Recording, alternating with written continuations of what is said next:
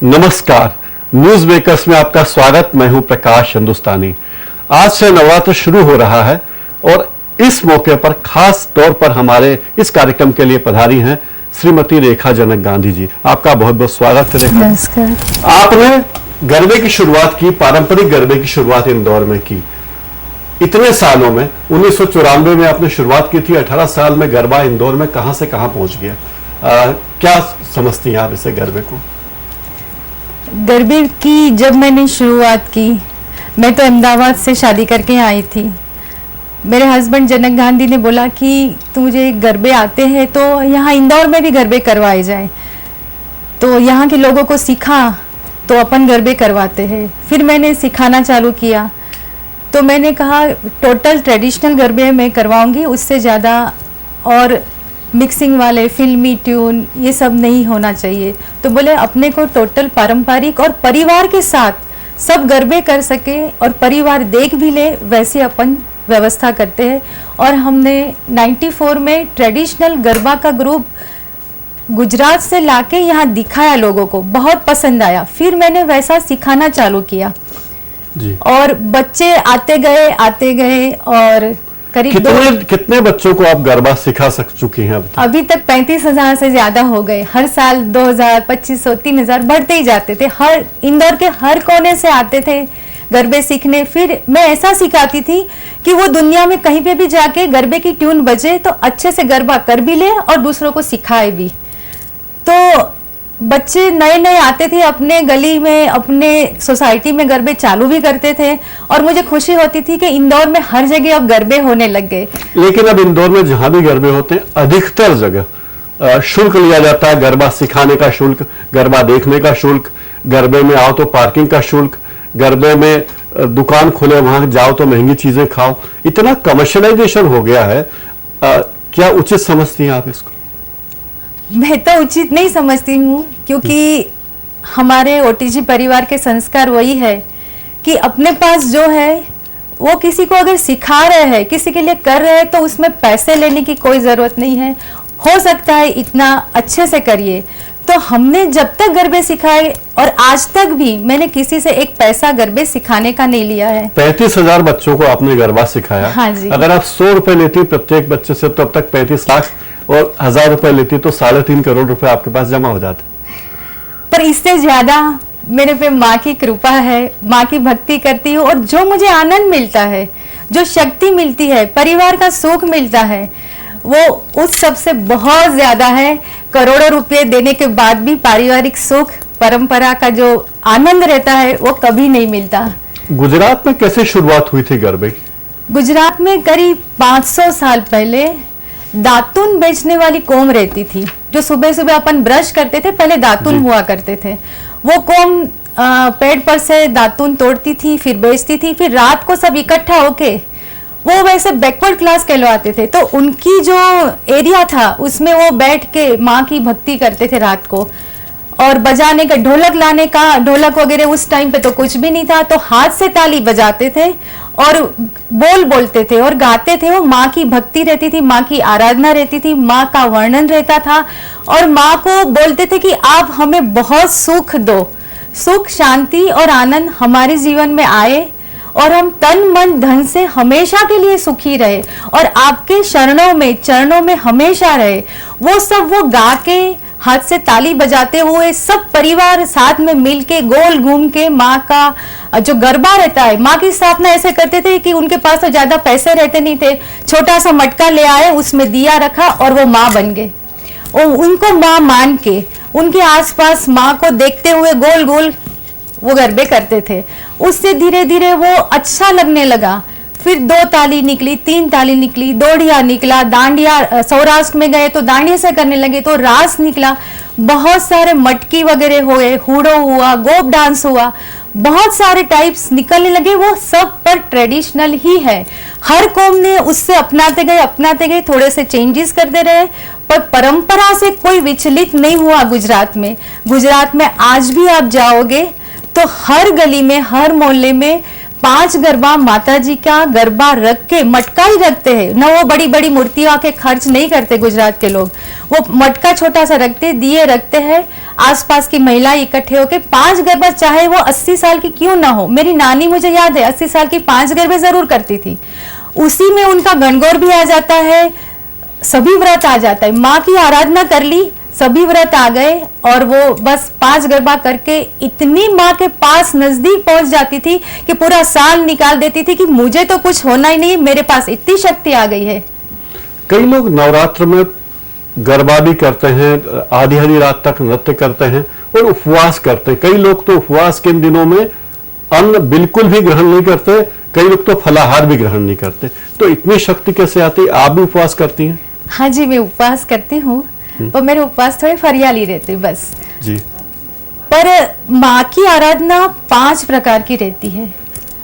नृत्य से आराधना माँ की होती है, उपवास करके होती है, कोई मौन लेके करता है, यानी नवरात्र में किसी से बात नहीं करते कई लोग। जी। कई लोग सिर्फ मुंह में एक बार लौंग दिए के सामने लौंग को जलाते हैं, अगर वो लौंग की आवाज आई तो वो फरियाल करते हैं, नहीं तो फिर वो फरियाल भी नहीं करते। तो जिसकी आस्था वैसे वो माँ की आराधना मतलब करते पहला हैं। है उपवास, हाँ जी, फिर दूसरा आपने बताया मौन, हाँ, नृत्य भी करते हैं जी। फिर एक होता है कि जैसे एक परिवार है, उनको लगा कि इस साल हमारे यहाँ कुछ अच्छा हुआ, जैसे बच्चा हुआ या शादी हुई, तो वो लोग एक दिन का गरबा अपने यहाँ बुलाते हैं। तो सगे संबंधी जो भी रहते वो आते हैं, वापस वो माँ की भक्ति करते हैं और माता जी के ही बोल वाले गरबे गाते हैं। मतलब लोकगीत होते हैं, फिल्मी गाने नहीं रहते। इवन लोकगीत जो रहते हैं उसमें माँ के अलावा भी लोकगीत अच्छे होते हैं गुजराती, पर वो भी नहीं होते, सिर्फ माँ का ही भजन करते हैं। आम लोग समझते गरबा और डांडिया में क्या अंतर है? कोई गरबा और डांडिया में बड़ा अंतर है जी। क्या अंतर है? गरबा हाथों से किया जाता है जी, और डांडिया करते समय हाथ में डांडिया लेते हैं। सौराष्ट्र में ज्यादातर लोग डांडिया करते हैं, वो कृष्ण की भक्ति ज्यादा आती है उसमें जी। और हाथ से गरबे करते समय माँ की भक्ति ज्यादा आती है। अच्छा, डांडिया में कृष्ण की भक्ति और रास गरबा क्या होता है? रास गरबा वही डांडिया से जो करते हैं उसको रास गरबा कहते हैं जी। तो रास गरबा में कृष्ण की जो महालीला हुई थी वृंदावन में जी, उससे प्रेरित है ये डांडिया खेलना। कृष्ण और राधा और गोपिका का जो डांस था जी, उसको रास गरबा कहते हैं। हर एक व्यक्ति को लगता है कि मेरे साथ में कृष्ण गरबा डांस कर रहा है, मेरे साथ में कृष्ण खेल रहा है, वो भाव लिए हुए रास किया जाता है। और जब गरबा हाथ से माँ की स्थापना बीच में करते हैं घड़े में और सराउंडिंग उसके आसपास गरबे करते हैं, जब वो भाव आता है कि मेरे सामने तो माँ है, उसके सामने मैं नाचूं, मांगू, कुछ भी करूं, माँ खुशी रहने वाली है, वो एक भाव के साथ गरबे किए जाते हैं। वैसे ये सब पहले के जमाने में जिम वगैरह कुछ भी नहीं रहते थे, तो वहाँ की उस टाइम पे महिला घर से बाहर ज्यादा निकलती भी नहीं थी। पर गुजरात एक ऐसा प्रदेश है कि पूरे बाकी स्टेट से मुझे ऐसा लगा इंदौर में आने के बाद कि थोड़ा सा महिलाओं को ज्यादा तवज्जो देने वाला प्रदेश है। महिलाएं ज्यादा फॉरवर्ड हैं गुजरात में। फॉरवर्ड नहीं है, हाँ, पर महिलाओं समाज में महिलाओं को समान, हाँ, महिला को माँ का स्वरूप देते हुए समान भाव रखते हैं।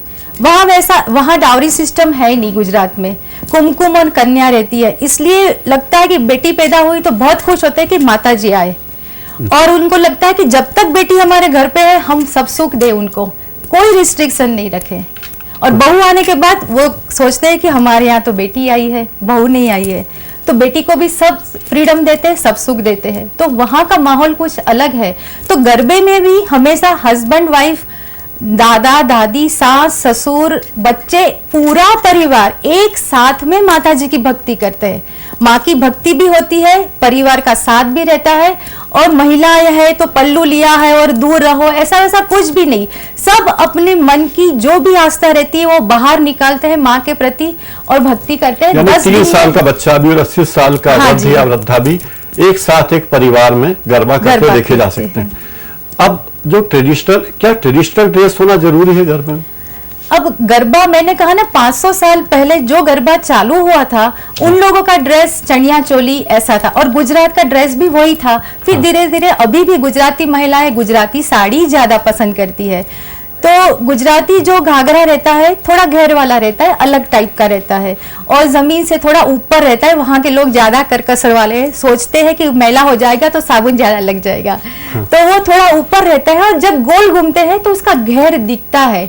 जो चीज के लिए अपन ने खर्च किया है वो जब गरबा करते हैं वो दिखती है। तमाम डिजाइन, हाँ, उसमें वो हाथ का काम रहता है, हाथ से वो डिजाइन बनाते, मोर पोपट सब बनाते हैं, कांच डालते हैं, वो सब खुद ही तैयार करते हैं और खुद ही पहनते हैं, और उसका आनंद अलग ही रहता है। लोग कहते हैं गरबा देखने की बात नहीं है, गरबे को अगर आप खेलें, उसमें शामिल हो, तभी उसका असली आनंद लिया जा सकता है। इसमें कितनी सच्चाई तो है। अगर आप में ताकत है, आपको आता है चाहे नहीं आता है, हाँ। आप माँ की भक्ति, माँ का नाम लेते हुए गरबे में आ जाइए, फिर आप देखिए आपको ऐसे ही आ जाएगा और आप माँ की भक्ति करने लगोगे। और जो गरबे करते टाइम आपको आनंद आता है जी। वो एहसास ही अलग होता है, उसका वर्णन नहीं किया जाता। जैसे आप चॉकलेट मुंह में जब तक रखोगे नहीं आपको पता नहीं लगे कितनी अच्छी है, वही बात गरबे में है। जब तक आप गरबा करोगे नहीं आपको वो आनंद का एहसास नहीं हो पाएगा, पर फिर भी आपको गरबा देखना अच्छा लगता है। और माँ की आराधना होती है तो माँ तो आपसे जुड़ी जाती है, क्योंकि आप माँ का गरबा देख रहे हैं, तो आपको ब्लेसिंग तो मिलनी ही मिलनी है। यानी अगर आप गरबा करने जाते हैं तो ये मत सोचिए कि आपको कोई ऑस्कर मिलने वाला है, आपको आए या ना आए, आप पवित्र भाव से उस समूह में चले जाइए। इंदौर में जो गरबे होते हैं, अब तो बहुत हर कोने में गरबा होने लगा।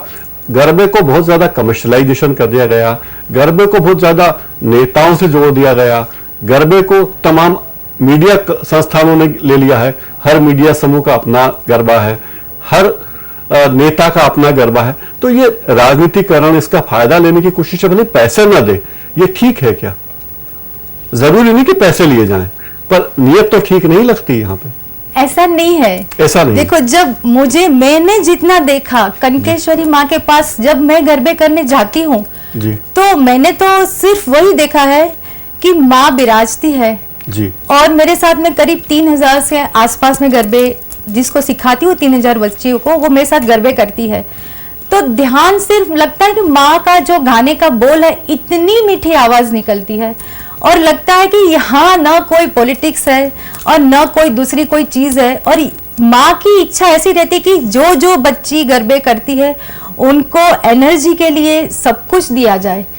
मतलब उनको गरबे की ड्रेस नहीं है तो भी माँ प्रोवाइड करती है। माँ खुद गुजरात से गुजराती ड्रेस भेजती है कि जो बच्चियां मेरे सामने गरबे करती है उनको ऐसा नहीं लगना चाहिए कि गुजराती ट्रेडिशनल ड्रेस मेरे पास नहीं है, तो माँ खुद लाती है। अहमदाबाद की है माँ, कनकेश्वरी देवी जी की बात कर रही हैं, तो माँ की बात ही अलग है। आपको कैसे उनका सानिध्य मिला कनकेश्वरी जी का? 2004 में मेरे गरबे में सडनली, वो आखिरी गरबा था और उसके बाद आरती होने वाली थी, माँ आई और वीआईपी में बैठी। उनके एकदम से इच्छा हो गई कि मुझे सामने जाके गरबा गाना है। मुझे पता नहीं थी, माँ सामने गई और उन्होंने गरबा गाया। उस टाइम पे मेरे आंख में से आंसू आ गए कि माँ खुद साक्षात आ गई है। इतनी मीठी आवाज में उन्होंने 2 गरबे गाए और आरती हुई। उसके बाद में वापस माँ ने यहाँ गरबे करवाए चालू और उन्होंने मुझे बुलाया। उनके सानिध्य में मुझे लगता है कि जिंदगी का जो भी अपने को सब्सटेंस चाहिए, जिंदगी में जो चाहिए वो मुझे मिला है, क्योंकि मैं माँ की भक्ति करने वाली और खुद माँ आती है, कनकेश्वरी माँ, जिसके नाम में ही कनक ईश्वरीय शक्ति है और माँ साथ में जुड़ी है, और खुद आती है। उनके सानिध्य में मैं गरबे करती हूँ। मुझे दुनिया में मेरे परिवार बैठा रहता है, मेरा हस्बैंड, मेरे ससुर, मेरे देवर, बच्चे, और माँ सामने रहती है, और उसके सिवाय मुझे कुछ नहीं दिखता। 9 दिन मेरे गरबे में कैसे निकल जाते हैं, मुझे दुनिया का कोई कोने का कुछ ध्यान नहीं रहता। इतनी इंदौर में गरबों का जिक्र करें और आपका जिक्र न हो तो ये असंभव है। आपके कारण ही इंदौर में गरबे इतने परवान पर चढ़े हैं। कितनी मेहनत आप करती हैं, कितने महीने पहले से जुट जाती हैं गरबा कर? यहाँ के लोगों को एक तो मैं आभार प्रकट करना चाहती हूँ कि उन्होंने गरबे में इंटरेस्ट लेना चालू किया, और मैं उनको इसीलिए सिखाना मुझे अच्छा लगता है कि कई बच्चे आते हैं भाव से जुड़ जाते हैं, तो 1 महीने पहले जो गुजराती भाषा भी नहीं समझते हैं, गरबे का बोल भी नहीं समझते और गरबे करते हैं, इसलिए पहले हर बच्चों को मैं गरबे की भाषा, गरबे के बोल का मतलब समझाती हूँ। ऐसा नहीं कुछ भी बज रहा है और बच्चे नाच रहे हैं। बहुत सारे दर्शकों को पता नहीं, जरा बता दीजिए क्या बोल हैं गरबे के? गरबे के बोल है जैसे माए गरबो कोराव्यो गगन गोख मारे, मतलब माँ जो है वो पूरे गगन में, मतलब दुनिया के वर्ल्ड के पूरे कण कण में बसी हुई है, तो उन्होंने गरबा बनाया गगन गौख माँ। एक गौख छोटा सा रहता है ना, वो तो माँ के, जो गगन पूरा आकाश जो है वो तो छोटा सा माँ के लिए गौख है, उसके अंदर माँ ने अपना गरबा रख दिया है जी। सजी सोळरे शणगार मेली दीवड़ा करी वाट, माई गरबो कोराव्यो गगन गोख मारे। माँ खुद 16 श्रृंगार से सज के आती है जी और गरबे करती है भक्तों के साथ में जी। वो उसके बोल है, तो मैं बच्चों को समझाती हूँ, अगर आप बच्चे गरबे करने आए हैं तो माँ खुद 16 श्रृंगार करके आपके साथ गरबे करने ही वाली है। तो जो आपको माँ के साथ शक्ति मिलेगी, वो आपको तो दुनिया में आगे बढ़ना है, बच्चे हैं उनको तो कितना प्रोग्रेस करना है, हर फील्ड में आपको एनर्जी मिलती जाती है, एनर्जी मिलने से आप एकदम से आगे आ जाएंगे। और ये 1 ताली 2 ताली कैसे होती है, जरा बता सकती हैं कि आप हमारे दर्शकों को? यहाँ बताओ। हाँ। जैसे 1 and 2 ये 1 ताली रहती है, 1 and 2 ताली 1 बजी और चुटकी। वैसे गरबा ताली और चुटकी से ही होता था जब ढोल वगैरह नहीं था, बाद में ढोली आया, फिर ऑर्केस्ट्रा आई, वो सब ऐड होता गया, पर जब तक कुछ भी नहीं था तो ताली और चुटकी से ही गरबा होता था। मतलब ध्वनियां जो है, ताली की ध्वनि, हाँ। चुटकी की ध्वनि, और मुंह से अगर आप कोई ध्वनि निकालना चाहें, मतलब बोलते जाते हैं और गरबे करते जाते, जैसे माए गरबो कोराव्यो गगन गोख मारे, 2 ताली बजी, 2 चुटकी बजी जी, और पूरी लाइन गरबे की खत्म हो गई। कितने घंटे गरबा होता है आमतौर पर? जितनी आपकी आस्था, जितना आपका स्टेमिना, जितनी आपकी भावना, आप गरबे करते जाओ। कई जगह तो रात को 2-2 बजे तक, 3-3 बजे तक लोग गरबा करते हैं। मतलब गरबा करके मैंने तो अनुभव किया है, माँ इतने साथ में रहती है कि थकान भी नहीं लगती और लगता है एनर्जी आती जाती है, बस अपन तो गरबे करते रहो, माँ के साथ में रहते जाओ। आजकल कई लड़के लड़कियां बोलते हैं कि डाइटिंग का अच्छा तरीका है, शरीर को स्वस्थ करने का अच्छा तरीका है, अतिरिक्त वजन छट जाता है, गरबे में इतनी मेहनत हो जाती है, 1-2 महीने पहले से रिहर्सल की, 9 दिन गरबा किया तो साल भर का रिकॉर्ड पूरा हो जाता है, जरूरत पूरी हो जाती है। ऐसा हाँ, वो बात सही है। पहले के जमाने में जिम नहीं थे जी, और महिला घर से ज्यादा बाहर निकलती थी नहीं थी, तो उस जमाने में गुजरात में महिलाओं को मैंने बोला ना कि साथ में ही रखते थे, तो नवरात्रि के 9 दिन सब महिलाएं भी बाहर आती थी, अच्छे से सजती धजती थी, माँ का श्रृंगार है वैसा ही श्रृंगार खुद करती थी और वो गरबे करती थी। तो गरबे करने से, जैसे बोलते हैं ना, गरबे के पहले श्राद्ध पक्ष रहता है, तो रोज खीर पूड़ी और दूध पाक पूड़ी खाते हैं तो वजन तो बढ़ ही गया है, तो उसको कम करने के लिए साइंटिफिक, पहले हर साइंस जो है धर्म के नाम से होता था, तो ये गरबे इसलिए आए। और इस दूसरा एक रीजन है कि जैसे सूर्य के रेज जरूरी है बॉडी के लिए, इतने चंद्र के भी है जी, तो गरबा हमेशा चांद की रोशनी में होता है। पहले के जमाने में तो लाइट थी नहीं, हाँ, कोई इंडोर तो चंद्रमा, हाँ, कुछ भी नहीं था, चंद्रमा की रोशनी पे गरबे होते थे। और अब हर एक की बॉडी को और आंख में वो मून के रेज, चंद्र के रेज जाते थे और बॉडी को मतलब बहुत फायदा होता था। और गरबे करने से जो थकावट और बॉडी की जो लचक बनती थी, तो शरीर एकदम सक्षम बन जाता था कि स्टेमिना इतना बढ़ जाता था कि साल भर कोई बीमारी नहीं होता था जी। चलते चलते हमारे दर्शकों को जो गरबा करने जा रहे हैं या गरबा देखने जा रहे हैं, उन्हें क्या शिक्षा आप देंगी? बच्चों को जो गरबा करने जा रहे हैं उनको तो मैं यही कहूंगी कि बेटा आप सब माँ की भक्ति ध्यान में रखते, अपनी मम्मी उनको याद करिए, माँ का जो फोटो है या तो जो मूर्ति है उनको देखिए, और जो माँ आपके सामने है जिसको आप बिलीव करते हैं उनको ध्यान में रखते हुए आप गरबे करते रहिए और हमेशा चेहरा मुस्कुराता हुआ चाहिए रखिए। आपको गरबे अच्छे आते हो चाहे नहीं आते हो, आप तो हमेशा मुस्कुराते रहिए और गरबे खेलते रहिए। जैसे आपके हाथों से तालियां बजती जाएगी, आपके अंदर ऊर्जा आती जाएगी, आपको एहसास होगा कि माँ आपके साथ में है और आपको बहुत कुछ मिल रहा है और बहुत कुछ मिलने वाला है।